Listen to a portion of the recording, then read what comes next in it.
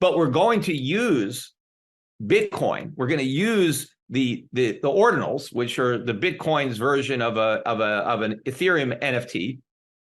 And I'm going to try to incorporate Bitcoin into this piece by using the Bitcoin blockchain as a way to authenticate the original genuine status of these prints, to the extent that anyone who owns one wants to sell it, the buyer can have a way of authenticating that it's not a counterfeit, that this is the actual print because it corresponds to this ordinal, right? And I can track the ownership of this print from day one and know, okay, yes, you are the original owner and I'm buying it from you, or I'm buying it from somebody who bought it from the original owner. And so you don't have to worry about the fact that you're buying some kind of fake.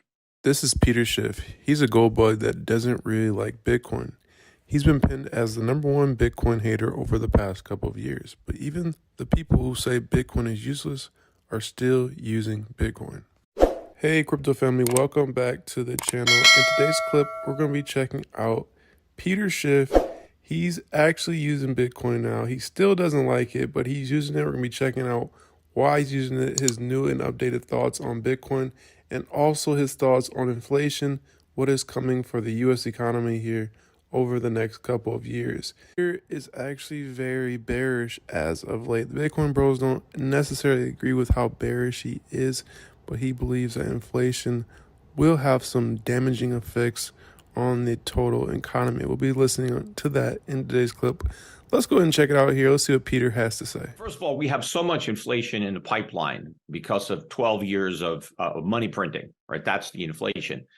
The reason that the year-over-year numbers have come down is just because of the comparisons. We had such a huge increase in prices the prior year that on a year-over-year basis, at some point, you're always going to get a improvement because of the comparisons.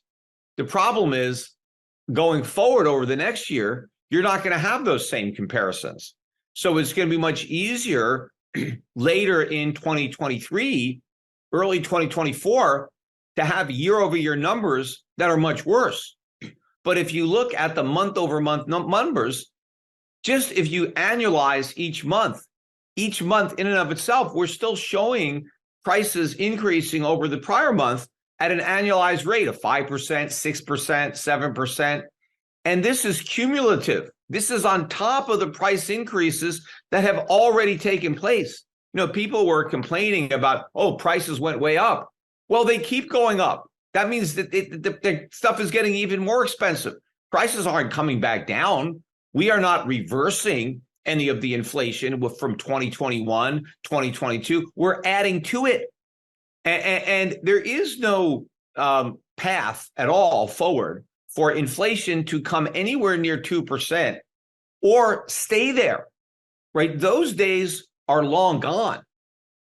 We're permanently now back in a period where CPI, unless they find a way to completely redo the index again so it can, hide the inflation to an even greater degree, we're looking at inflation at a minimum, probably 4, 5, 6% kind of trough, and then potentially much higher than that. So living in this world is very different from the world where inflation was below 2%, because you're in a whole new reality in that situation. And that requires, new interest rates, new gold price. But when the US government is confronted with an interest rate that reflects that higher level of inflation, it's impossible to finance. Even right now, interest rates are about consuming almost $1 trillion a year. We're close to $1 trillion a year in interest in the national debt. When you and I had that conversation that you're talking about, it was maybe 300 billion a year. Now you're talking $1 trillion. In a couple of years, if the Fed has to keep raising rates, let's say they get to 6 or 7%, but more and more of the short-term debt has a chance to roll over. Plus, we have to add to that all this new debt that we're going to borrow. In 2 or 3 years, it could be $2 trillion a year in interest on the national debt. Where is this money going to come from? The US government only collects about $4 trillion in taxes. How can 50% of tax revenue go to interest on the debt? Right? That's like somebody that earns $100,000 a year. They have to spend $50,000 a year paying the interest on their credit cards. You can't survive with that type of interest expense. So we are headed for a debt crisis, a sovereign debt crisis, and a currency crisis. That's real. What we just went through with the debt ceiling, that was fake. That's where you see a collapse of treasuries. Nobody wants to buy treasuries because the yield is not high enough to offset for inflation. And so then the Fed has to print even more money to buy the treasuries that nobody else wants. And then an already elevated inflation rate starts to spiral out of control. And now you're talking hyperinflation. And so that's the risk. And then what happens there? Well, the dollar is imploding in value. The cost of living is skyrocketing. Then what does the government do? Well, then they panic and they impose like price controls, exchange controls, all sorts of desperate measures to try to prevent, prices from spiraling out of control. And then you end up with shortages. You end up with long lines for basic necessities. You end up with black markets. And so you turn honest Americans into criminals because the only way they can buy stuff is if they do it illegally, right, on the black market. So a lot of this stuff is going to happen as a result of the fact that politicians do not want to accept this responsibility for what they've done, level with the American public, and make the tough political choices that are actually necessary to rein this problem in before it gets out of control, which means huge cuts to government spending and telling a lot of people that they're not going to get what they were promised. Now, they're not going to get it anyway. It's just that the politicians won't tell them that. They're just going to inflate these obligations away. And so, yes, you're going to get your Social Security benefits. They just won't be worth anything when you receive them. But we're going to use Bitcoin. We're going to use the ordinals, which are the Bitcoin's version of an Ethereum NFT. And I'm going to try to incorporate Bitcoin into this piece by using the Bitcoin blockchain as a way to authenticate the original genuine status of these prints, to the extent that anyone who owns one wants to sell it, the buyer can have a way of authenticating that it's not a counterfeit, that this is the actual print because it corresponds to this ordinal, right? And I can track the ownership of this print from day one and know, okay, yes, you are the original owner and I'm buying it from you, or I'm buying it from somebody who bought it from the original owner. And so you don't have to worry about the fact that you're buying some kind of fake. And so trying to find a way to use blockchain in a way that actually adds some type of value. And the reason I think that this is an opportunity for Bitcoin, assuming I am wrong about Bitcoin, I don't assume that, but there are a lot of people like you who assume that I'm wrong. I do believe that historically I could go down as the most wrong person on Bitcoin. I think right now within the Bitcoin community, I am the single best known Bitcoin critic.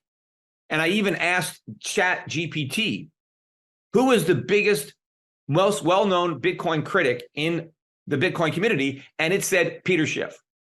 Right? Are you proud of, that? People know me, huh? Are you proud of that? Yeah, yes, I am proud of that. Okay. I'm also the most well-known gold bug. I asked ChatGPT who is the most well-known gold bug in the world. And again, it came back with me. And so gold. GPT sometimes lies, though. Well, why would it lie? I mean, it doesn't have, it's not a human, right? It doesn't have emotion. But my point is this: if Bitcoin replaces gold, and I am the biggest gold bug, if Bitcoin succeeds, and I'm the most well-known early critic of Bitcoin, to have the only work of art that I commissioned, or the first, because obviously I can do it again, but to have the first work of art that I commissioned and the first set of ordinals, or any ordinal that I did and I put on a blockchain, if any of these things are going to have value in the future, if anybody's, NFT or ordinal. If anybody is going to create something that has value, it's going to be this. Because I'm basically saying in your face, Bitcoin, I'm basically holding up this bar gold. Well, it's not my arm. It's just a symbolic arm that is holding gold up in victory. Now, what if it turns out that I was wrong? Here is this old guy claiming that gold is supreme and it was just around the corner and it was destroyed by Bitcoin. And so here is something to commemorate, that. The holdout or whatever. So I think it can Thanks have for some watching value. all the way to the end of the clip. If you found any value, make sure to hit that like button, subscribe for more videos, and also if you haven't, check out the Bitcoin Bros Patreon. That'll be in the description below. And we also have a discount code for Glassnode for all your on-chain data needs. That'll be in the description below as well. So check those out. But thank you for watching again. My name is Aaron from the Bitcoin Bros. I'm out. I'll see you guys in the next one. Have a great rest of your day.